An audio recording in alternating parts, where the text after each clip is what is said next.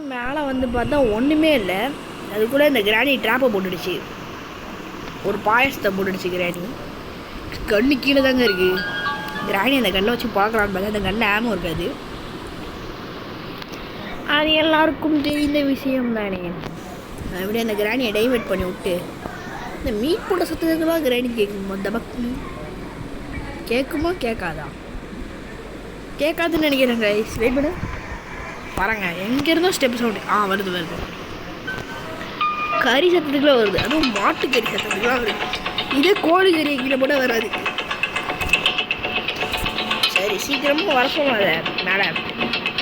கிராணி அங்கே என்ன பார்த்துட்டு இருக்கேன்? நான் இங்கே இருக்கேன். கிராணி கிடையாது.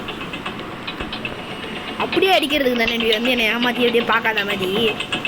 வா நான் உனக்கு வெயிட்டு வச்சுருக்கேன். வா ஐயா இங்கே எப்படி அதுக்கிட்ட தப்பிக்க வேண்டியதாக இருக்கு. அப்பா கிராணி மோசமான கிராணி தான். ஓகே, இப்போ நான் சேஃப்டி எடுக்கணும். ஆனால் அதுக்கு முன்னாடி கிராணிக்கு ஒரு வெயிட் வச்சு போயிடும். கிராணி கீழே அப்படி ஒன்று இன்னைக்கு உனக்கு போகிறேன். இங்கே இருக்கு என்னையா தொத்துறேன். நியூஸில் எல்லோரும் ஒட்டி அடிக்க போகிறாங்க. பேட் வச்சுருந்து ஒரு மூட்டை கழுவி கண்ணிலே அடி வாங்கி சிரிச்சு. சரி, ஓகே. எந்த ஸ்பாட் ஸ்பெஷல் கீ நவுந்து போ. குறுக்கால வந்து படுத்துருக்கு.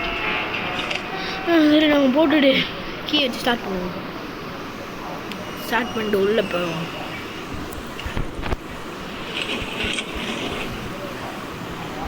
இந்த மீட் எடுக்கிறதுக்கு இந்த சுவிட்சை ஆன் பண்ணி விட்டுட்டு அப்படியே போய் எல்லாத்தையும் எடுத்துடலாமான்னு தோணுது. ஸ்பைடர் குறுக்கால ஃப்ரெண்ட்ஸாடே, இது குப்பை தொட்டி லாரிடா. இதெல்லாம் என்கிட்ட கொடுக்குறீங்க. எனக்கே கடுப்பாகுதுடா. சீவரில் கொஞ்சம் இன்னும் கொஞ்சம் டீப்பாக போய் தரலான்னு நினைக்கிறேங்க. நம்ம அங்கே என்ன கிடச்சிருக்கு?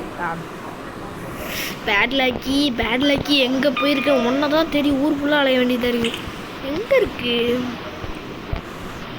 புக்கு போட்டு ஸ்லைடர் நான் அம்மாவை எழுப்பி விட்டேன். நெக்ஸ்ட்டு என்ன பண்ணணும்? ஏதோ ஒரு பொருளை நான் மிஸ் பண்ண மாதிரி இருக்குது.